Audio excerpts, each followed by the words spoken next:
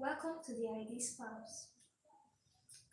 Today, I'll be talking on the do's and don'ts in marriages and relationships. Kindly comment, like, share this video, and also subscribe to my channel. The do's and don'ts in marriages and relationships. 1. Avoid putting other men first above your husband. Vice versa. Don't put your husband first above, don't put your other men first above your husband.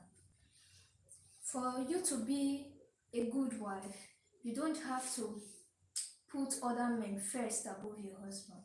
That shows that you value other men more than your husband, which is totally wrong. They said the husband is the head of the home.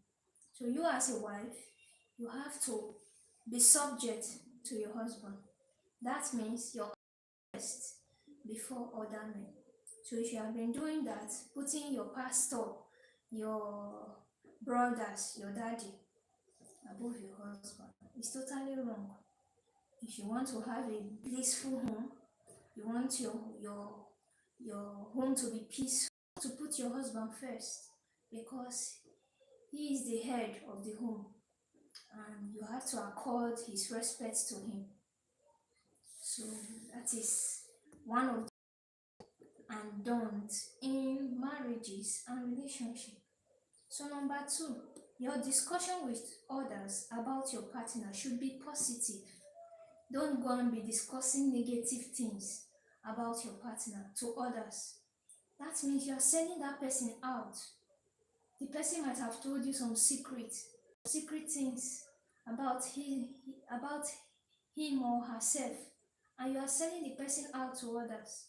That means you're not a true friend or you're not a true partner.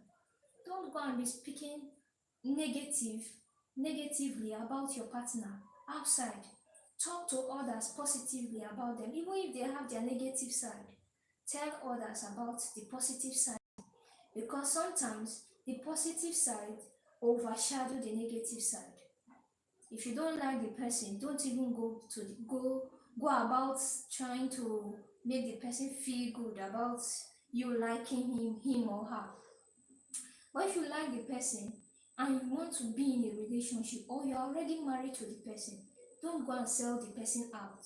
Begin to talk negative things about that person. Be always positive.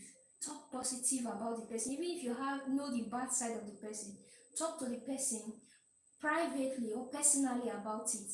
Then when you are outside, you talk positively about the person. So that's number 2. Number 3, never get emotionally attached to the opposite sex. Sometimes this breeds jealousy in relationship or marriage.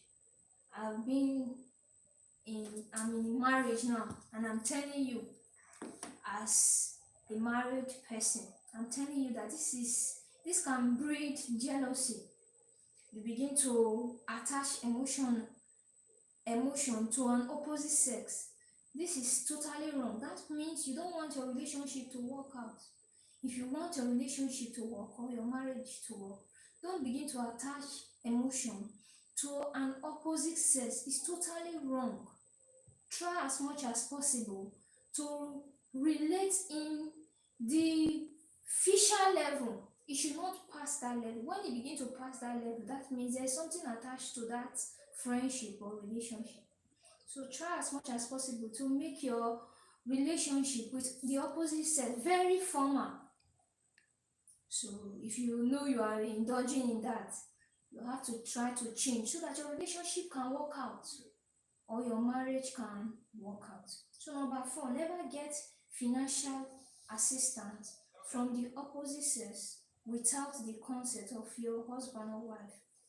Some of you give out finance to the opposite sex without your husband or wife consent. You just say, okay, let me do it. What of if your husband or wife is in need of that money at that point in time, and then you are giving it out? What will not happen? There will be trouble. it will bring trouble, breed problem in your relationship or marriage. So try as much as possible to always, not always, sometimes take a concept from your partner so that you can be able to have a good relationship or marriage. Never meet with the opposite sex in a lonely place. You are going to meet an opposite sex, you are going to meet that person in a very lonely place. Sometimes this can breed um, it can breed emotional attachment, and it can lead to something else. Then you say, I die no. This brings us to one of the story I heard, that a brother and sister they went for evangelism. After evangelism, the sister was passing through the brother. The brother asked the sister to branch and stay for some time, because after the evangelism, they were very tired. Before you know, it led to something else. So even God was angry and decided to kill them at that spot. So you could see that sometimes it's totally wrong to go or to be in with your opposite sex in a very lonely environment. So please try as much as possible, when you are going to meet an opposite sex, you can meet the person in an open environment, so that you will not begin to bring out one emotion. Before you know, you begin to say nasty things that are uncalled for. You are trying to avoid all those things, but because your heart is already lusting after it, you have already started imagining things about that person. You start imagining how you want to go through the person, what you want to do. Before you know, you have sinned against God, even in your heart. Even if you don't even do it, you have already sinned against God, because you have already looked at that person and you have already imagined things you are not supposed to imagine. So do not begin to lust in your heart. Begin to lust after that opposite sex in your heart. It's totally wrong. If you begin to do that, you don't want your relationship to work out. Because when you begin to imagine all these things, you begin to see your partner as nothing. You begin to see the partner as not fit for what you want, because you have already imagined things about that person. You say, after all, this person is more beautiful, or this person have more quality than my partner. So when that partner is coming, you become irritated, because you have already pictured a lot of things in your heart, and you expect your partner to fall in place according to your plans, or according to what you want that partner to be like. It's totally wrong. So if you are doing that, you have to change from it. Don't hide any secret from your spouse. That's number 7. Do not hide a secret from your spouse. If you begin to hide secrets, it can lead to trouble. I've seen some movies where people hid secrets from their partner, and before you know, because of they hid those secrets, they couldn't overcome their exes, or they couldn't overcome that particular temptation. They fall back to it, and this led to a breakup in the relationship or marriage. So if you know you want to overcome temptation, if you know you want to go far in your relationship or marriage, try as much as possible to never hide secrets from your spouse. It's wrong. You have to learn to be open-minded. Be open to your spouse. Tell your spouse, communicate what you don't like. Communicate it to your partner, and let them understand, so that they can change, they can take precaution and know what to do. If you don't open your mind, you don't tell your partner, they don't know. Maybe they feel they are trying to please you, they're trying to ensure that you follow up, but they don't know what you want. If you don't open your mouth and tell them, please, so this is it, they don't know. So try as much as possible to be open to your spouse, so that your marriage or relationship can go far. Number 8, cut all contact with exes. If you want to go far in your relationship or marriage, cut all contact with exes. I have seen situations where people are in a relationship, they are still having friendship, or they are still having contact with their exes. If you have seen somebody is your exes, that means that person is already in your past, which is, you should keep to it.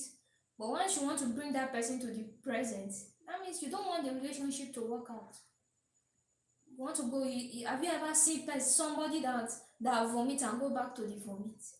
If you want to go back to your vomit, that means you want to remain in the same spot. But if you want your relationship to work out or your marriage to go forward, you have to cut all contact with your exes so that your relationship can go forward. Some people say, after all, I'm depending on him or her for money. You just want the monetary aspect. Nothing comes for free. There's always, you have to pay for everything you take. There's always a price for everything. Whether you don't pay now, you will pay later. So try as much as possible to cut off contact with exes. You're still having your contact, your ex's number. You cannot sleep without contacting that ex. That means you don't love the person you're in a present relationship with, and there's no way the relationship can work out. So if you want to keep staying in that relationship, you have to cut off contact with exes so that your relationship can work out. So that's number 8. Number 9, never start any dirty or nasty discussion with any opposite sex. You want respect, and you are starting a dirty and nasty discussion with an opposite sex. Before you know, it will lead to something else, and that person insults you, and you say, he insulted me, and I'm angry. Why won't you be angry when you are the one that brought a nasty or dirty discussion? So if you don't want disrespect or you want your relationship to work out, don't begin to bring out nasty and dirty discussion. Let your discussion be, I'm not saying it should always be formal, because when you are always serious, there's a problem. All work and no play make Jack a dull boy. But playing does not mean being stupid. Being stupid is quite different from playing. So try as much as possible to make your the last topic for the day, celebrate your spouse special day. I don't think you will love somebody and you say you don't celebrate the person. You forget the person's birthday, you forget the anniversary, you forget the other special day in the person's life. That means there's a problem. Me, if my husband had to do me that means I will have to ask him, hope the love is still there, because that day is a very special day for the person, and you have to try possible to celebrate that day. You are the first person the person is hoping on to make that day special. So if you don't make that day special for the person, that means you are not even proving your love. You might not have proved your love throughout the whole year or throughout the whole month, but that particular day is a very for the person, which you have to try as much as possible to make it special. Don't bring out troubles, bring out your old grievances that day. At least hide it that particular day and make the day special for the person. I'm not saying you should buy heaven and earth for the person. You don't need to buy heaven and earth for that person to make the person satisfied. You just need to that day special gift. It can just be special text message. It can just be special songs. It can also be gifts. But you don't need heaven and earth to make somebody feel that you or this person love me. You just need to make that day very special for that person. And I think if you do all this for your relationship or marriage, it will make your relationship and marriage very okay, and heaven and on earth relationship and marriage. So thank you very much. This is the Ideal Spouse. Kindly comment, share, like, and subscribe to my channel. Hope to see you next time. Bye.